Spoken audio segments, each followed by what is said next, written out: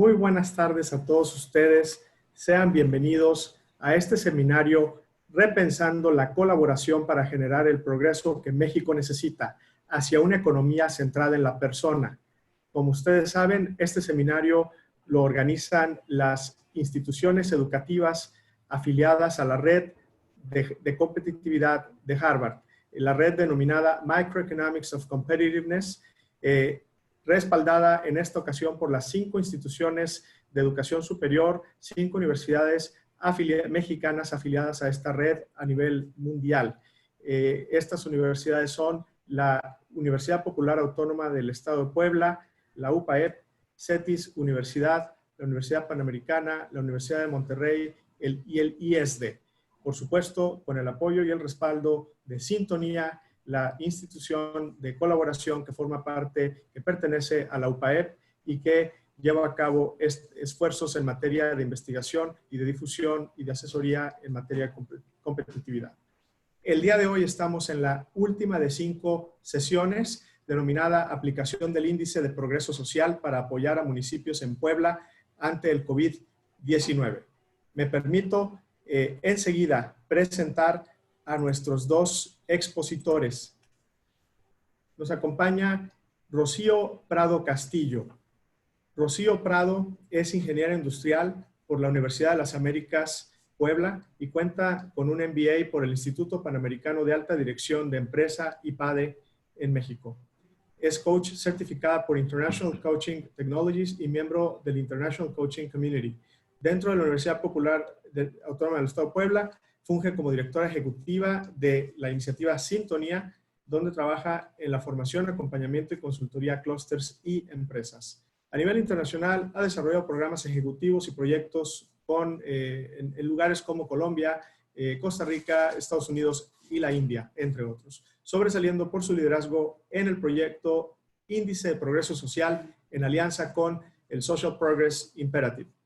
Ha desarrollado y coordinado la certificación internacional en planeación estratégica impartida por Sintonía y la UPAEP, con especialistas internacionales en el tema de clústeres y herramientas estratégicas. Ha escrito artículos sobre la experiencia de Sintonía e impartido conferencias en países como la India, Holanda, Canadá, Bélgica y México, entre otros. Participa en la Junta de Consejo del Clúster Automotriz Zona Centro y es miembro del Comité de Desarrollo de Proveedores, donde ha liderado proyectos de consultoría. Recientemente fue elegida como miembro del Consejo del Capítulo Latinoamericano para la red de clusterización más grande del mundo. Es la denominada TSI, The Competitiveness Institute. Le damos la bienvenida a Rocío Prado Castillo para esta sesión y enseguida me permito presentar a José Pablo Nuño de la Parra.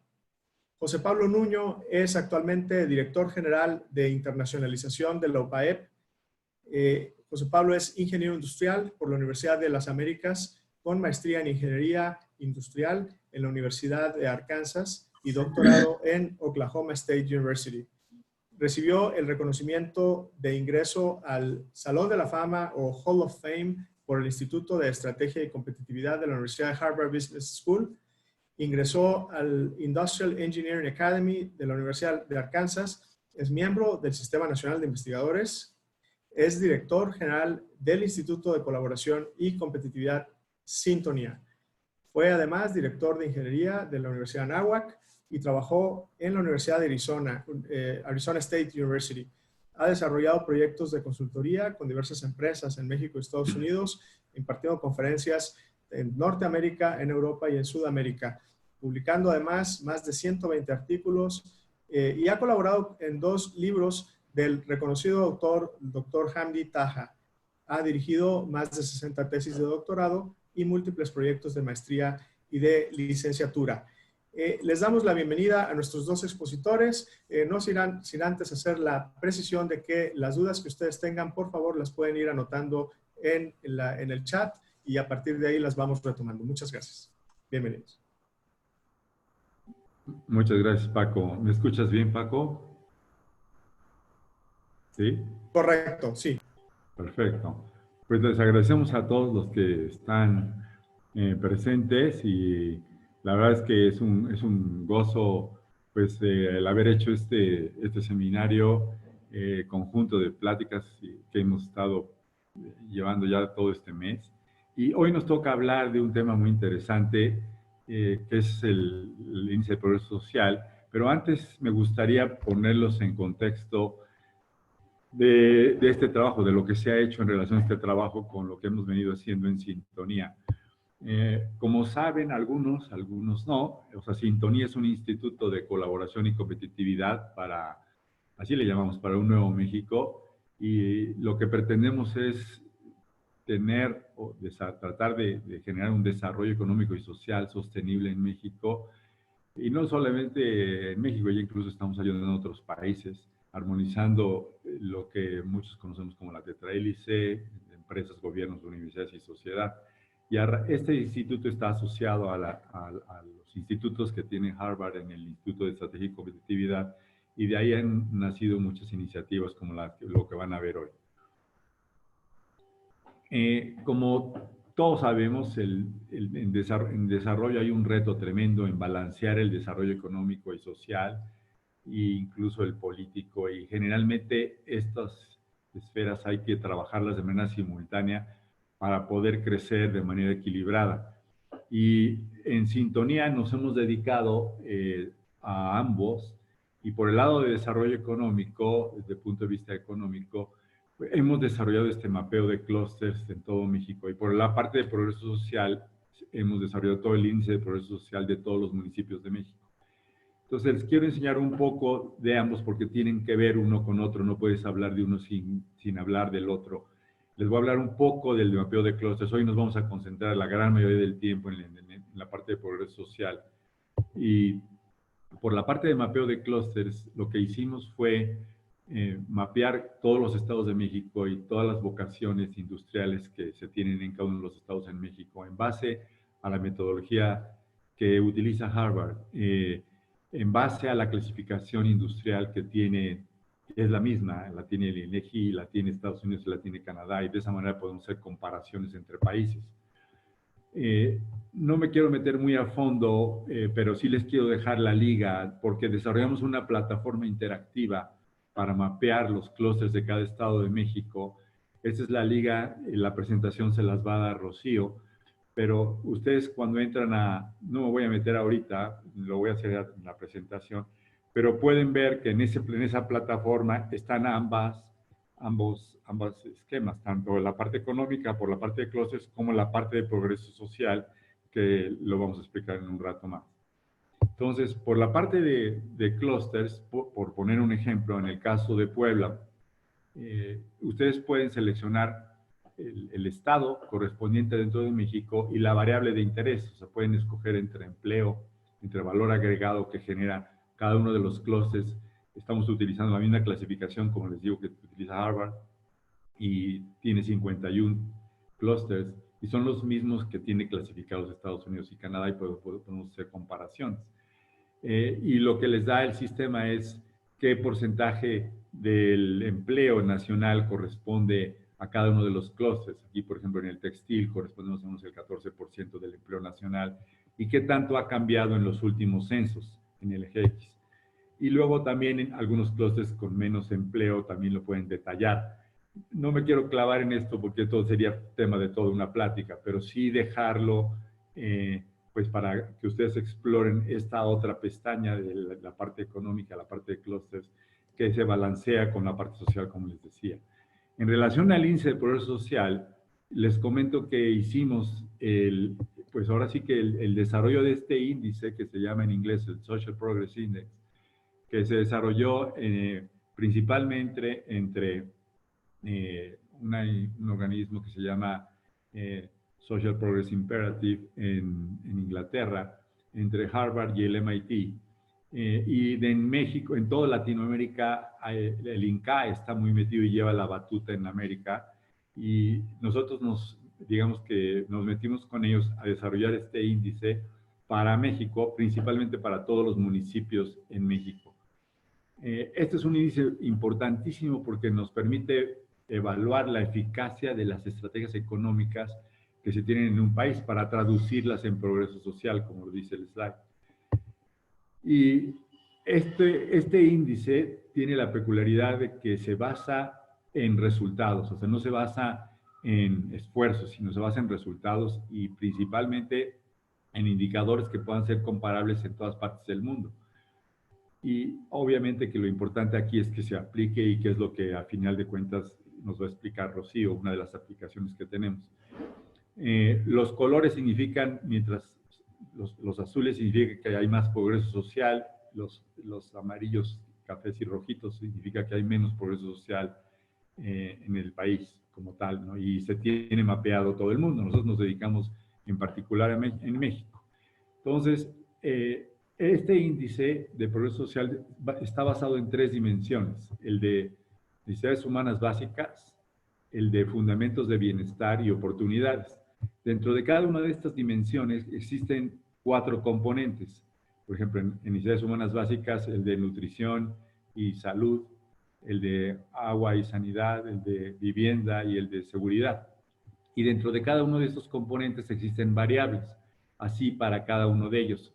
No vale la pena ahorita que me dedique a cada uno de ellos. Lo importante es que la información proviene de datos del INEGI y de CONAPO, de la más reciente que se tiene, y utilizamos información, indicadores globales, algunos indicadores locales o regionales. Por regiones me refiero al país, a México, que sean aplicables y que digamos, reflejen ese componente en relación al país. Entonces, lo que hacemos al final es utilizar esta herramienta de componentes principales para saber cómo está el índice de progreso social de un municipio en particular, y de ahí pues puede crecer a un estado o al resto de México, ¿no? Por ejemplo, en el caso de Puebla, se calculó el índice de progreso social para cada uno de los municipios de México, y así se ve, por ejemplo, si yo entrara al sistema y seleccionara Puebla, porque tú puedes seleccionar el estado en el que estás, en cualquier lado de México, y te va a mapear, en el caso del Social Progress Index, te va a mapear cómo está cada municipio de México en relación a estos indicadores. Son 41 indicadores del progreso social en el municipio en particular, con la misma metodología que se utilizó en general en el mundo. Entonces, así se ve el mapa de Puebla, ¿no? Relacionándolo con el otro sistema, con el económico, aquí podríamos ver, por ejemplo, podemos hacer cruces como cómo está el ingreso per cápita que viene en el eje de las X y contra el índice de progreso social. Y aquí están mapeados, por ejemplo, los 216, son 217 en Puebla, pero uno no había información, entonces por eso es que solamente hay 216 puntitos. Y pueden ver cómo está, en general se ve que hay una relación entre el progreso económico y el progreso social del municipio, aunque hay algunos municipios que están como por ejemplo aquí San Andrés Cholula, que es el mejor en relación a progreso social, que a lo mejor no tiene el mismo ingreso per cápita que Puebla, aquí está la capital, que tiene un mayor ingreso per cápita. Bueno, y lo mismo podríamos hacer para todo México. Si se meten al sistema, podrían decir, bueno, dame todo México, y así se ve el mapa del índice de progreso social de todo México, ya acumulando todos los 41 índices en cada municipio, así se vería el mapa. Y podríamos, por ejemplo, hacer también una relación entre el índice de progreso social y el ingreso per cápita de los 2.458 municipios que hay en México. Y obviamente que se da uno cuenta de que hay municipios, pocos, o sea, que tienen un alto ingreso per cápita, pero la gran mayoría de México tiene un bajo ingreso per cápita y un bajo progreso social, ¿no? Y de ahí, pues el Estado, y digamos en relación a la economía y la parte social en el país, ¿no? Y de ahí la gran necesidad de balancear estos dos aspectos en México. Bueno, esto es, digamos, toda la parte conceptual y que toca al índice de progreso social, y nos gustaría ahora enfocarnos, y le dejo la palabra a Rocío, para continuar con una aplicación y el impacto y lo que estamos haciendo en relación a el SPI en Puebla. Adelante, Rocío, si quieres. Sí, gracias. Ahí ya están viendo mi pantalla. Sí. Ok. Bien, pues lo que vamos a hablar esta tarde es la aplicación del IPS para evaluar la capacidad de las regiones para prevenir y enfrentar el COVID. Inicialmente, pues este estudio lo comenzamos a realizar desde marzo 31 y bueno, con los datos de marzo 31, pero el estudio comenzó aproximadamente a mediados de marzo. Hemos realizado 11 estudios en donde lo que hacemos es utilizar algunos componentes y algunas variables del índice de progreso social para ver cómo los municipios pueden enfrentar el COVID. Dividimos esto en lo que son las condiciones que ya existen, que son aspectos para prevenir, y lo que son las condiciones para enfrentar la enfermedad. Entonces, vamos a conocer primero un estudio del cual hicimos una sola versión, que fue cómo recibe América Latina el COVID. Este estudio fue realizado en abril y lo que hicimos es escoger 6 países de los cuales hicimos una comparación de diversas capacidades, tanto hospitalarias como aspectos de morbilidad y para la respuesta a la crisis del COVID. Entonces, aquí lo que podemos notar es que se hicieron varias mediciones de las capacidades hospitalarias que involucran camas, hospitales, ventiladores, etc. Los primeros 2 puntos no pueden ser puntos de comparación, pero sí podemos identificar que en cantidad de hospitales, en primer lugar tenemos a Brasil y en segundo lugar tenemos a México. En total de camas hospitalarias, nuevamente tenemos en primer lugar a Brasil y en segundo a México. Sin embargo, para efectos de comparación entre esta muestra de países latinos, lo que estamos haciendo es utilizar los aspectos que están marcados con la flecha azul. Y ellos son número de promedio de camas hospitalarias por cada 1,000 personas, en donde podemos notar que el líder es Argentina y seguido pues de Chile.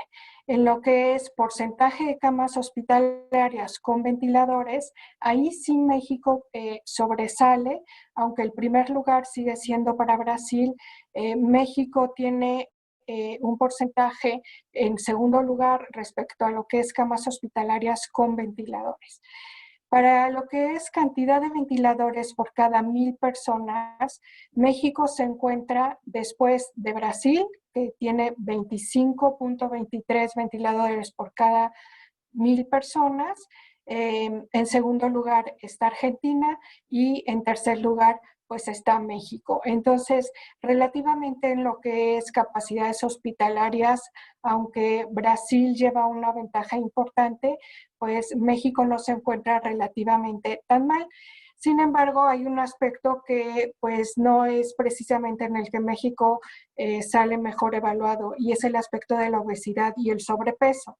Aquí tenemos que México es el líder en obesidad y sobrepeso. Bueno, no deberíamos serlo, pero efectivamente somos el país dentro de Latinoamérica que contiene mayor problema en temas de obesidad. Sabemos que la obesidad es un tema que agrava la enfermedad del COVID y que nos está, pues de alguna manera, deteniendo en lo que es el enfrentamiento a la enfermedad. También tenemos aquí una foto de lo que es Latinoamérica en el 2015, en donde la población de esta región correspondía a 626 millones, de los cuales el 15% tiene alguna condición cardíaca, el 10% de la población tiene diabetes. Tenemos un porcentaje aproximado del 30% de los adultos con presión alta y 60 millones son mayores de 60 años. Esto sí es un buen dato, porque aún tenemos población joven en comparación a Europa, por ejemplo. El 7.2% de los niños son menores de 5 años tienen obesidad y son menores de 5 años, y esto no es muy bueno, ya que la media mundial es del 6.2. 1.6 millones muere por enfermedades cardiovasculares. Aquí lo que estamos viendo es el gasto en salud como porcentaje del Producto Interno Bruto. El gasto per cápita mayor para el rubro de salud es el de Chile, en primer lugar. Y en segundo lugar está Argentina, en tercero Brasil. Como podemos ver, México es el penúltimo lugar en lo que es gasto de salud per cápita en dólares. Y lo que sí podemos notar es que el gasto público como porcentaje del PIB es muy importante y es el mayor en Latinoamérica para Chile. Chile es el que mejor lo está haciendo en este momento, están gastando 10.6 y México nuevamente lo está haciendo mal. Estos datos son del 2015, así que ya veníamos gastando poco en el rubro de salud y bueno, pues en los últimos 2 años seguramente es mucho menor. Sin embargo, en lo que es gasto privado, como porcentaje del PIB, México es el segundo lugar después de Argentina. Aquí sí podemos ver que México sobresale teniendo pues recursos para la salud de iniciativa privada. Por último, respecto a esta parte del estudio, lo que podemos observar es el índice de progreso social y 2 de sus componentes que están relacionados con la prevención y el enfrentamiento al COVID, que son salud y bienestar y nutrición y asistencia médica.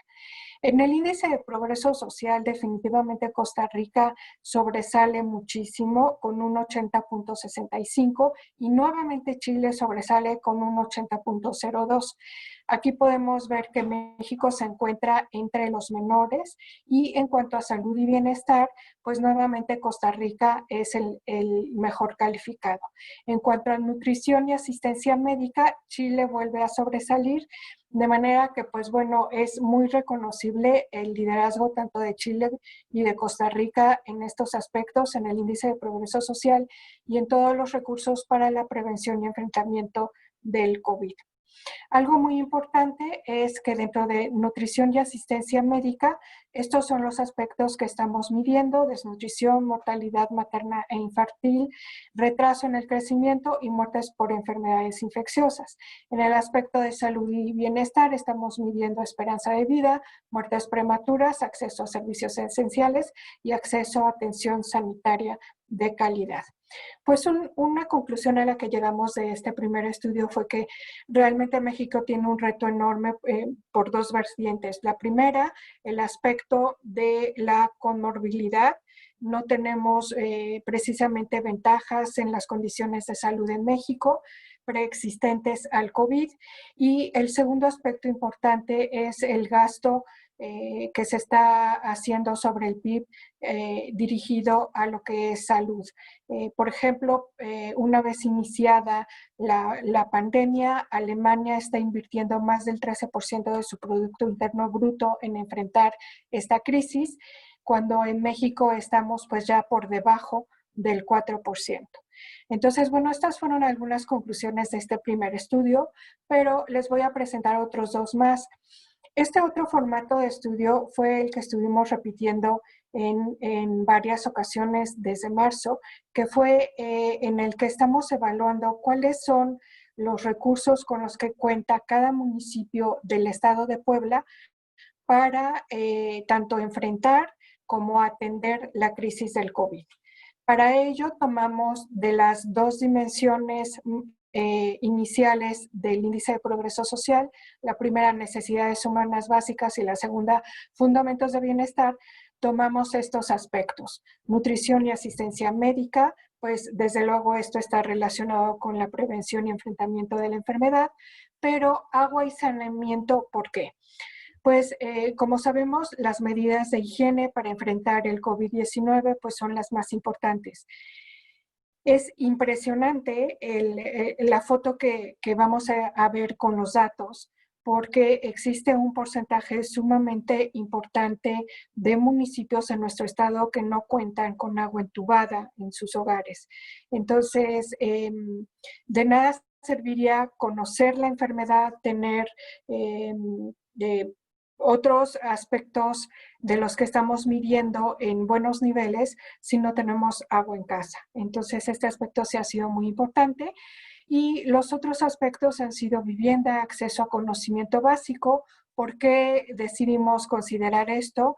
porque bueno, también tenemos un porcentaje importante de la población que no sabe leer y escribir, entonces no tendría cómo dimensionar y comprender la magnitud de esta crisis y cómo cuidarse y cómo cuidar a los suyos. El aspecto de acceso a información y comunicaciones también lo consideramos importante porque es un rubro que nos dice de qué manera se puede enterar la población. Puede ser a través de televisión, para lo que se requiere energía eléctrica, y puede ser también a través de radio o de telefonía celular o de internet, rubros en los que también en nuestro país y en la región del estado de Puebla nos encontramos en niveles bajos. Por eso, lo que hicimos fue para los municipios que se encontraban contagiados al 2 de junio, porque este fue el último estudio que tuvo ese formato, lo hicimos el 2 de junio, pues lo que hicimos fue colocar en esta columna el número de casos positivos de COVID de mayor a menor para todos los municipios que al 2 de junio estaban contagiados, que ya eran bastantes. Habíamos venido empezando desde alrededor de 18 municipios a mediados de marzo y bueno, para el 2 de junio ya tenemos más de 150 municipios contagiados. Y en la siguiente columna estamos colocando la población. Aquí, como podemos ver, estamos exponiendo el porcentaje de viviendas con agua entubada.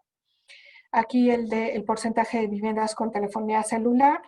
Aquí el de electricidad, en donde definitivamente no tenemos ningún problema. Como pueden ver en este último renglón, tenemos el promedio estatal de este rubro para los 217 municipios del estado de Puebla.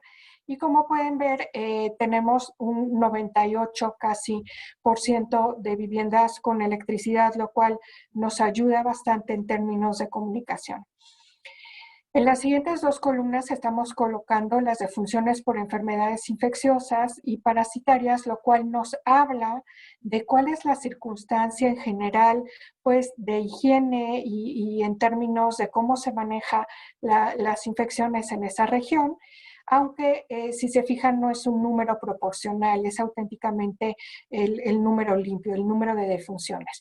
Lo mismo para las defunciones por enfermedades no transmisibles. Si se fijan aquí, el promedio estatal es de 102.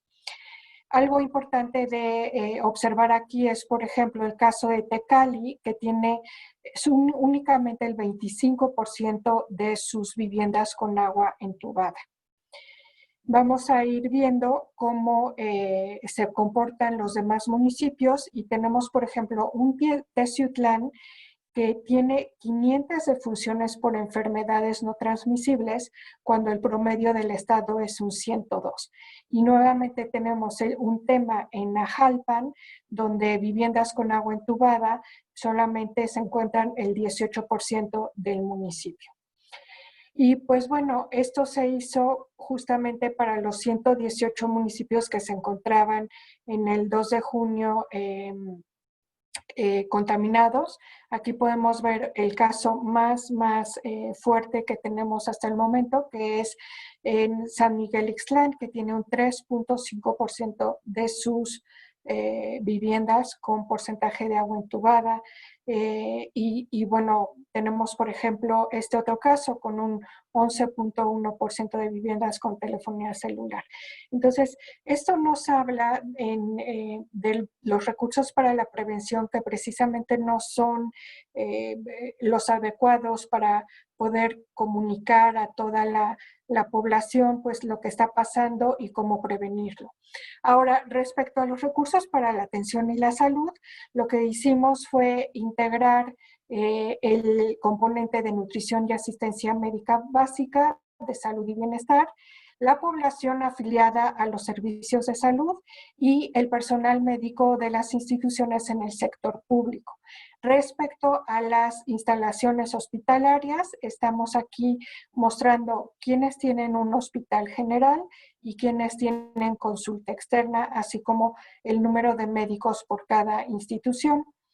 Y este estudio es un poco más reciente, pero aún así podemos observar Puebla, que es el municipio con uno de los mayores índices de progreso social, pues cuenta con tan solo 5 hospitales generales. Y si ustedes van observando hospitalización y número de doctores por municipio en las instituciones del sector público de salud, pues podemos encontrar aquí, por ejemplo, un doctor en todo el municipio y varios municipios que ya no tienen hospitalización general.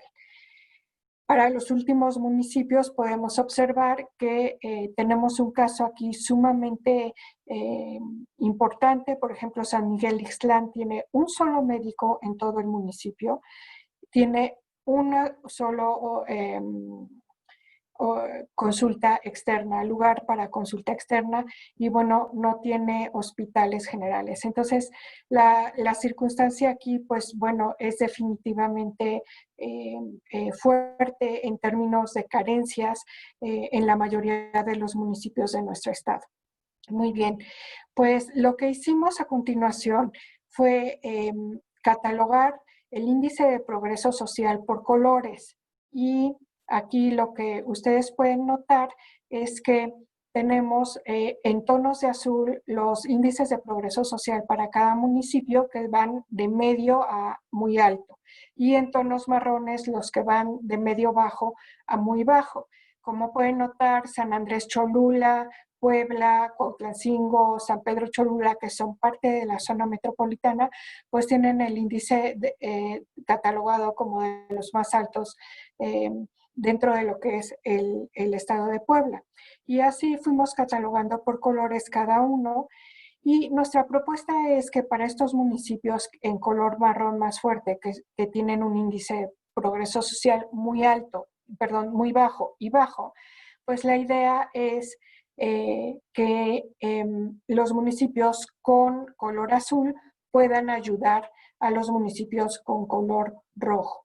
Lo que hicimos en este mapa, al trasladar los colores, la semaforización de estos municipios al mapa de los municipios del estado de Puebla, pues fue identificar zonas de alto riesgo. Esto quiere decir agrupaciones de municipios con índice de progreso social bajo, que se encuentran pues en problemas para lo que es el enfrentamiento al COVID. Y la propuesta es que municipios, aquí voy a dar un ejemplo, como Tehuacán, tiene un color azul bastante fuerte, quiere decir que tiene un índice de progreso social medio alto, pues puede ayudar a municipios contiguos como son Zoquitlán y Ajalpan, que tienen color rojo, ¿sí? Pero bueno, esto no es tan fácil porque necesitamos también considerar otro aspecto, que es la infraestructura para el transporte. Y esto lo que hizo fue hacernos dar cuenta de dos aspectos muy importantes. El primero fue que, dado que hicimos este mapa desde marzo, fuimos viendo cómo en color rojo, aquí tenemos en color rojo, todos los municipios que ya han sido contagiados. Pero al haber hecho este trabajo desde marzo, en donde comenzamos con 18 municipios, a llegar a 118 municipios contagiados, lo que estuvimos viendo fue cómo se movía, por así decir, el contagio.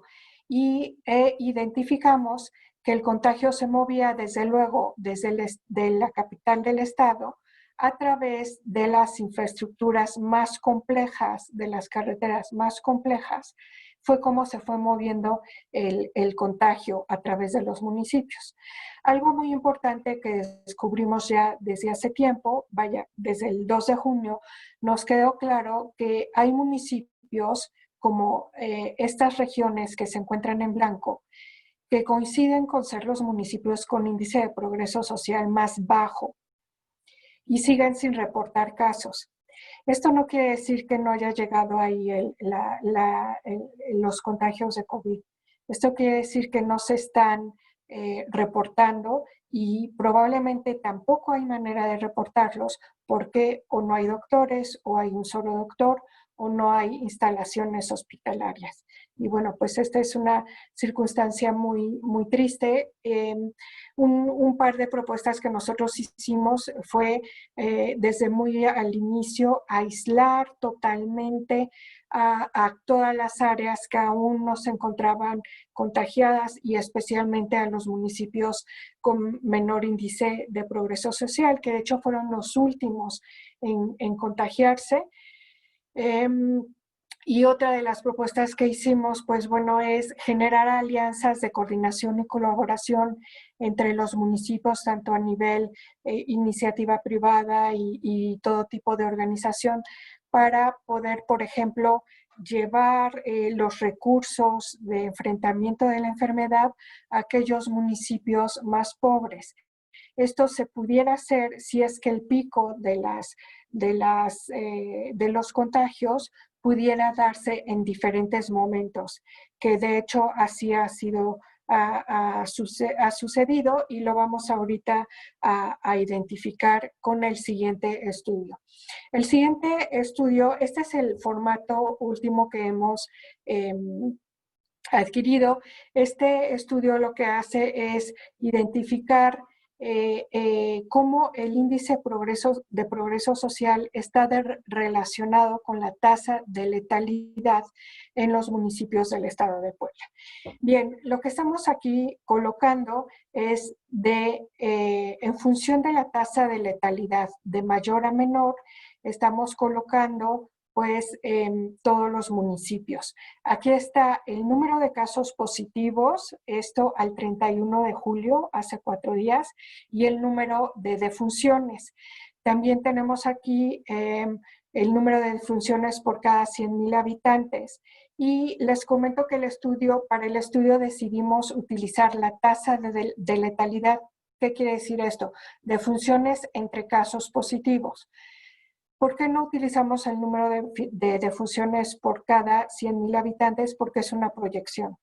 Entonces, tendríamos que tener para Cuetzala, pues, 217 enfermos, cuando en realidad la población es de 1,379. Entonces, consideramos que la tasa de letalidad como porcentaje pudiera ser un mejor comparativo. Aquí estamos comparando también nuevamente aquellos recursos para prevención, agua, vivienda, información y comunicaciones. Por ejemplo, podemos ver que en el municipio que mayor número de tasa de letalidad tiene, que es Cuetzala, pues el aspecto de información y comunicaciones es muy bajo. Igual el del agua, pues no está tan mal como lo vimos en otros municipios, pero nuevamente estamos hablando de condiciones no favorables para municipios que realmente tienen casos importantes en cuanto a tasa de letalidad.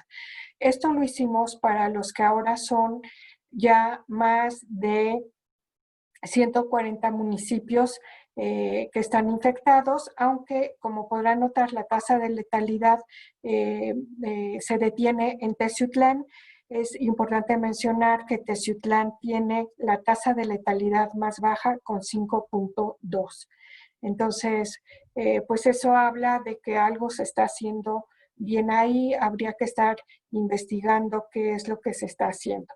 Pues este estudio ya se hizo para 187 municipios y lo que encontramos es que efectivamente existe una correlación entre la tasa de letalidad y, por ejemplo, los recursos para agua y saneamiento o para la vivienda. Aquí lo podemos ver. También tenemos la misma correlación en lo que es acceso a la información y las comunicaciones, y ahora vamos a conocer los resultados para lo que es recursos para la atención y la salud. Aquí lo que estamos considerando nuevamente es un comparativo entre la tasa de letalidad y pues los recursos como son hospitales y personal médico, así como el componente del índice de progreso social que se llama nutrición y asistencia médica básica y salud y bienestar. Igualmente se hizo para los 187 municipios.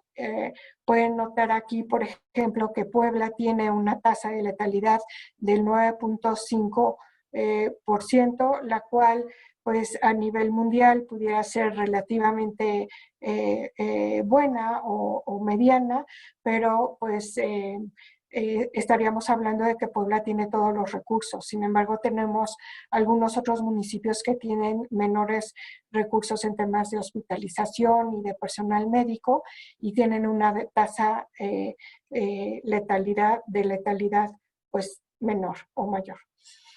Y finalmente aquí encontramos nuevamente una correlación positiva entre lo que es la tasa de letalidad y salud y bienestar. Para nutrición y asistencia médica básica se ve al revés, pero es correcto porque estamos midiendo lo que platicamos en el primer estudio, que son datos negativos, datos que están empezando de manera negativa. El personal médico es totalmente correlacionado con la tasa de letalidad, es incluso lógico, pero bueno, el hallazgo más importante de este estudio fue que el índice de progreso social sí hace un impacto importante en lo que es en la tasa de letalidad. Finalmente, en este mapa tenemos ya a todos los municipios que se encuentran con casos de defunción por COVID en el estado y como pueden notar, pues ya el estado está completamente en una circunstancia en la que se deberían tomar medidas sumamente fuertes para detenerlo. Pero lo más importante aquí es que estas conclusiones respecto al asunto de este último estudio en donde estamos hablando de la letalidad está influenciado por dos aspectos que no se pueden medir. Uno es, existen factores como el momento en que se acude al médico, la gravedad, la disposición de respiradores y muchos otros aspectos que ya no se pueden identificar para lograr concluir ya más allá sobre la influencia del índice del progreso social en las muertes por COVID. Y el otro es que en los componentes o dimensiones pues no se reflejan las condiciones de salud preexistentes de los habitantes, que son las condiciones de morbilidad. Entonces, vamos a intentar buscar, por otro lado, aspectos que nos apoyen en estos dos temas para poder lograr mayores conclusiones y un estudio más profundo sobre la influencia del índice de progreso social. Aquí el factor tiempo es muy importante porque también encontramos municipios que se están contagiando apenas cuando otros municipios ya tienen contagios muy viejos. Y bueno, definitivamente, pues lo importante y lo que queríamos demostrar es que el índice de progreso social sí genera un impacto positivo en la tasa de letalidad. Me gustaría platicarles que este estudio ha sido publicado en muchos foros, ha logrado tener atención tanto nacional como internacional. Es un estudio hecho, todos los estudios han sido hechos por Miguel Ángel García y Marta Cabanas y una servidora. Y bueno, hemos estado en televisión, en radio, en artículos de prensa. Aquí les muestro algunas de las carátulas que logramos en Milenio, pero bueno, también hemos estado en otros lugares. Nada más para entender un poquito la magnitud de la información que estamos manejando.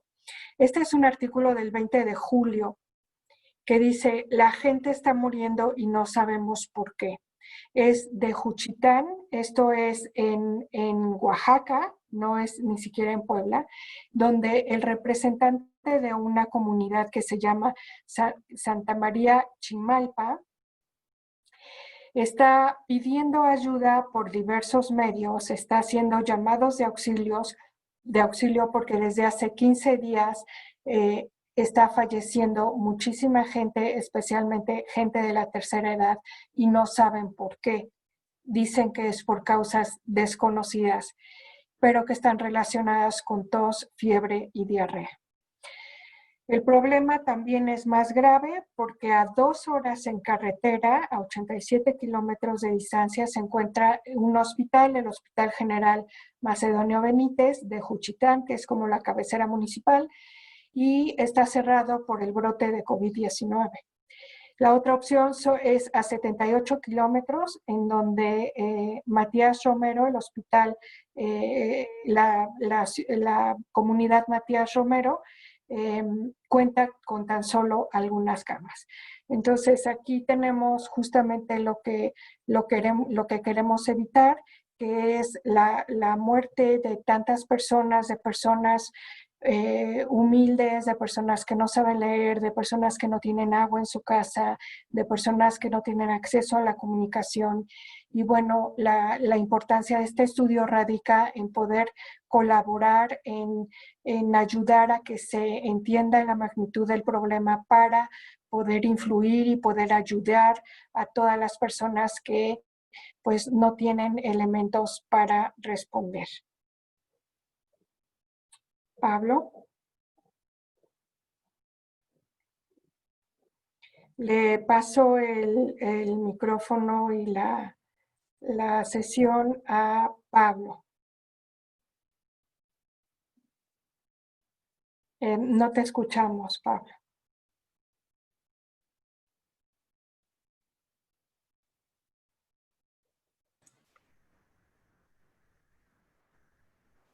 Micrófono, Pablo. Sí, ya. Ajá. Ya está, ¿verdad? ¿Ya estamos? Ya. Sí. Okay. Ya te escuchamos. Vale. Ok. Bueno, pues este estudio la verdad, tan completo que Rocío ha hecho, pues nos da una panorama, la verdad, muy completa de lo que está pasando, probablemente no solo en Puebla, sino en muchas partes en México. A mí me gustaría, en este tiempo que nos queda, y luego nos dejaremos otros más para preguntas y respuestas, pero me gustaría hacer un compendio de lo que ha sido esta serie de webinars que hemos hecho para repensar la colaboración, porque así es como le hemos hecho, así es como le llamamos, repensar la colaboración para generar este progreso que México necesita y hacia una economía centrada en la persona. Y ustedes recordarán que pues hemos tratado de abarcar distintos aspectos en cuestión de desarrollo en el primer seminario, temas económicos, incluso un poco políticos. Después Paco y Roberto, muy atinadamente, en cuestión de colaboración en clústeres, y luego Connie de la Panamericana, también hablando sobre el aspecto humano y la trascendencia que debe tener para poder resolver esta situación. Y luego, de una manera, la verdad, extraordinaria, el grupo de la UDEM, con Carlos y Karina, que nos ayudaron a entender cómo la innovación puede ayudarnos también a mejorar en cuestión de desarrollo económico y social a México. Y ahora, viéndolo desde el punto de vista social. Pero bueno, o sea, si lo viéramos en un diagrama, probablemente lo haría de esta manera. O sea, esto que estamos tratando de hacer en toda esta serie de webinars, hemos dicho que pues, incluso es el modelo que Harvard plantea, tratar de analizar los problemas económicos, sociales y legales, humanos, políticos, de innovación, de manera, digamos, en paralelo, para poder encontrar soluciones simultáneas y no dejar las cosas, primero resolver lo político, luego lo económico, luego lo social, no. Hay que hacerlo de manera integrada. Pero regresando, y digamos, esto es lo que hemos hecho y fue el propósito del conjunto de webinars. Pero viendo todo el esquema que tenemos, pues vemos que el mundo está de cabeza, ¿no? Está mal, o sea, está muy mal, ¿no? Y a pesar de todas estas metodologías que se han desarrollado en tantos países y sobre todo en universidades de tanto prestigio, en la cual nosotros somos parte, vemos que hace falta algo, y esto yo lo menciono mucho en las clases que damos en el MOOC, en esta clase que damos con Harvard. Y creo que el elemento que falta es algo, pues, sencillo, pero a la vez, pues, que nos resuelve todo y es el aspecto espiritual. Y es a lo que me quiero dedicar un poco porque creo que es el hueco y quisimos dejarlo hacia el final para dejar ese mensaje.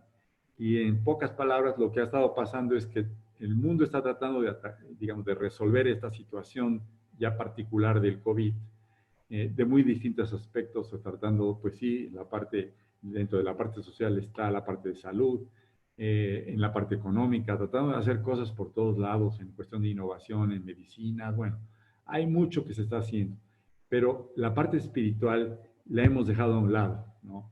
Y creo que a final de cuentas lo que hemos hecho como humanidad es dejar a un lado a Dios. Hemos estado dándole con el mazo, como dice el dicho, ¿no? Pero hemos dejado la oración a un lado. Y creo que nos hace falta unirnos en oración a nivel mundial para tratar de que Dios nos inspire, o sea, de que Dios nos ayude, porque sí necesitamos una ayuda divina en esto, a resolver este problema que tenemos en la actualidad, porque es todo el mundo, ¿no? Lo mencionaba la semana pasada en un webinar parecido al que que hicimos con Sudamérica. Y este problema es algo que se está dando a nivel mundial y necesitamos, la verdad, el pedirle a Dios que nos ayude y también a inspirarnos, a innovar en soluciones a este problema. Y a final de cuentas, esa unidad en oración me recuerda un modelo que en algunas ocasiones he presentado, en el que a final de cuentas lo que hace falta en el mundo es tener paz. Y yo decía, bueno, pues este modelo a final de cuentas se lo escuché alguna vez a la Madre Teresa, y ella decía que cuando uno está en paz, pues una familia está unida y de esa manera la sociedad está integrada. Y en el trabajo podemos tener una filosofía de servicio puro para no aprovecharnos de los demás, y al final de cuentas lo que está pasando en el mundo es pues un desequilibrio que ha provocado que estemos en esa situación. Y todo por lo mismo, hemos dejado que Dios esté fuera de nuestras vidas, y lo que necesitamos ahora es decirle, ¿sabes? Necesitamos de ti, y al final de cuentas es quien nos va a sacar de esta situación, junto con la inspiración que tengamos por la parte humana de lo que se haga, pero la parte de oración creo que lo hemos dejado a un lado.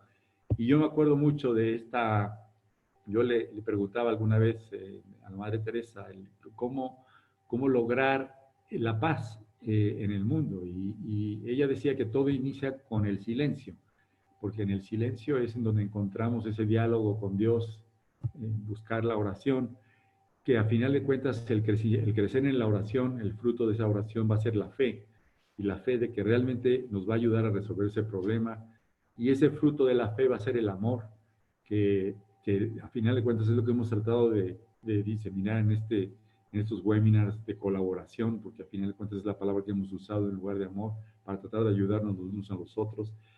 Y ese fruto del amor va a generar el servicio, y ese servicio va a generar la paz. Este fruto de este gran regalo que nos ha dado Dios de la oración es algo esencial que nos hace falta, e incluso al grado de que aquí es una frase que, por cierto, es de la Virgen María, en lo que dice que la oración no es solamente el fundamento de una verdadera vida en Dios, sino es una prenda. Fíjense lo que dice, con la cual se puede medir dónde se encuentra espiritualmente nuestra relación con Él. Entonces, al final de cuentas, lo que nos está dando la oración es saber si nuestra vida espiritual está siendo fructífera o no, para poder lograr esto, que al final de cuentas queremos, que es la paz y la felicidad en la tierra, ¿no? Al grado que hemos estado pensando en un modelo, ya hablábamos ahorita del índice de progreso social, pero si realmente la oración es un índice de progreso espiritual, podemos llegar a medir ese índice. Hay un par de tesis de doctorado, incluso ya 3 tesis de doctorado, en las que estamos tratando de hacer este esfuerzo, que a final de cuentas creo que nos va a llevar hacia algo muy interesante. Y para cerrar, me gustaría que Rocío fuese quien nos dijese esta última parte. Adelante, Rocío. Tened la certeza de que mi obra no se perderá, que mi amor triunfará por encima de toda la iniquidad. Vuestro Padre eterno, Yahvé.